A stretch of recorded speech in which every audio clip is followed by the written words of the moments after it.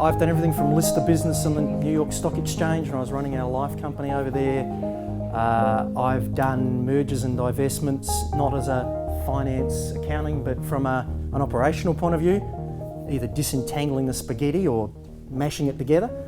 And I've done a lot of projects around service transformation and around org design, org restructuring.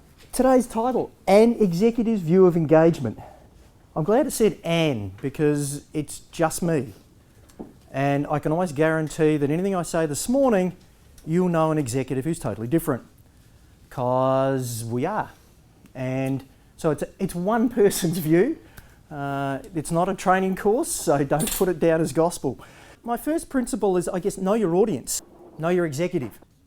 The good project leaders that I've worked with absolutely have insight, whether it's NLP or a registered psychologist or what background, but they've got inside the exec's brain and behaviour. Part of that also is, are they a big picture person or are they into the detail? I've been lucky enough to work with people that are, okay, on page 97 on the third column from the right, I read the report and I think that decimal place is wrong. Yes, boss. Through to, just give me the 1 minute. I don't care about all this crap. Just tell me.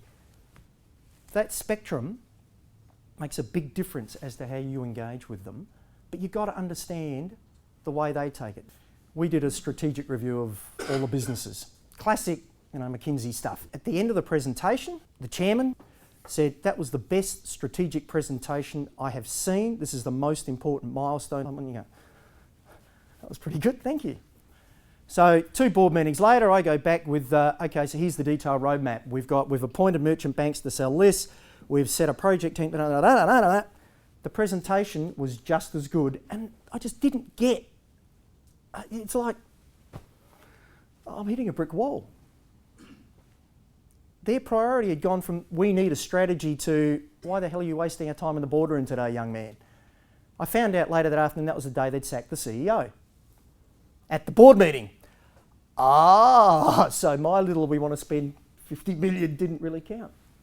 But not only contextually, not only about today is this the most important thing, but overall, it's got to be your most important project. Because if you don't believe in it, and you don't think it's mission critical and got to happen, then no one else is going to do it. So know your audience. Get inside their head.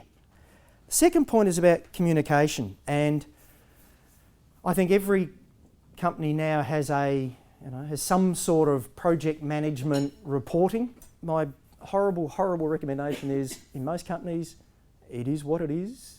Do it their way. You may not like it. It might be inefficient. It might be a waste of your time. You know what? Someone somewhere is going to demand that you do the process and communicate the way they want you to. I have fought that in every company I've been in and told them how they should do it, and I've lost every time. We tend to find if we can use our execs, not just the guy at the end who's going to sign it off, but the guys all along the value chain who are going to help and try to line some of these guys up to knock over these backroom guys. But like you say, Ron, it's more about picking your battles. That's right. So using some of these execs, because they are kind of useful in clearing away roadblocks. Can we invite that one, please? Yeah. Execs are kind of useful. Well, employed in the right way, they can reduce your roadblocks rather than causing more of them. Yeah. So I guess it's about lining them up and doing as much work outside of the room. Exactly. So that when you do get in the room, that you pass it on the first part. If you've done those first couple of steps, knowing your executive, you can actually find out what they want. Yeah. So you can supplement the policy type documents with something that's meaningful for them. Yep. And if you do that and they find value in it, then it may become policy later on because you've added value in terms of getting the information across in a meaningful way. Yep. So as an exec, I far prefer constant, frequent updates and involvement than the formal monthly. So have you ever had situations where people have actually told you to back off? Because a lot of project leaders actually, they like the informal, they like, they have the structured catch-ups, but then they actually want to get on and lead their project programs of work. You've got to have that distance, but my preference is for just frequent informal, how's it going, what you doing? And then you can weave in, so, you know, is Johnny feeling better this morning, you know, and did you fix that major glitch that, so you can put the two together, and it's a lot better as a dialogue than agenda item number one. The exec is not going to be, or shouldn't need to be, as committed, passionate, focused, involved, and that's a reality. It's a reality of owning a project. It's yours, and that's good. If you're good at it, that should give them confidence not to be involved. But I've seen way too many project managers go, oh, if only she'd listen to me and give me more time. She's running a $2 billion business and your project's worth 120 grand. Which bit of that don't you get? You are rounding error in her life. You know, it's like, but if you get that, turn it into a positive. This is mine. It may only be a $10,000 project. You know what? It's my $10,000 project and I'm going to get into it the best I can. My third principle is around add value, and a view that I have, again, just mine, being on time, on budget, delivering the project's your day job. It's Buddy Franklin with a football within the 50-metre arc. Of course he got a goal. It's his day job. There's no heroism about being on time, on budget and delivering what you said you were going to do. The added value is around, if I'm the sponsor or the exec, it's the intangible stuff. And I've put on the list there, political landscape. And politics is real. No matter whether you like it, love it, hate it, you've got to understand why things do and don't happen. And it's not about, were we on time and on budget? Your sponsor will be aware, or your exec that you're dealing with will be aware of a lot of this stuff. But they won't be at a practical level. The more pre-entry insight they can have, the more you can work together to take away those roadblocks. And there's always going to be them. Options, not problems.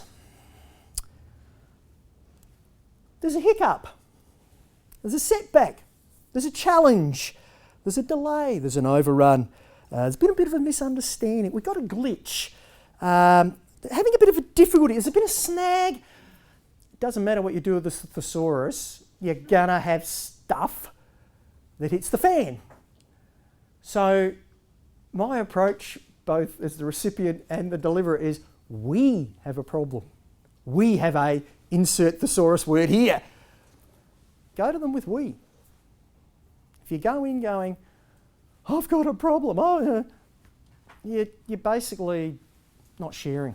You know, if you're working together with the exec, we have a problem. Now that doesn't in any way give you a chance to get off the hook. We have a problem, what are you doing about it? Go to them with options. We have a challenge, problem, issue, glitch, hiccup, whatever you think best describes it. And here are the three things I've thought about. And if you genuinely have got no way out, then turn it into some flattery somehow. We have a problem and I just can't solve it, but I know you can. You know how you always said, come to me when you need help? Well, guess what? I'm actually going to hold you to that for once in your life. But use we. You know, I'm sure some of you have worked for sponsors or execs that don't necessarily stand up for things they should. You know, that not everybody has a spine at the right time. That accountability thing, I've seen work really, really well for people's career, and I've actually had it work well for me, where you stand up and go, I am accountable for going wrong, and they'll go, no, you're not. It actually works for you. Yes. And my last one is, I think pretty much everything we've covered, or I've covered this morning, has been on the soft stuff, right? It's not around governance and structure and whatever. How many of you know someone that has led a project, either an exec that's owned it or a project manager that has led the biggest disaster and got a promotion? Perception is reality.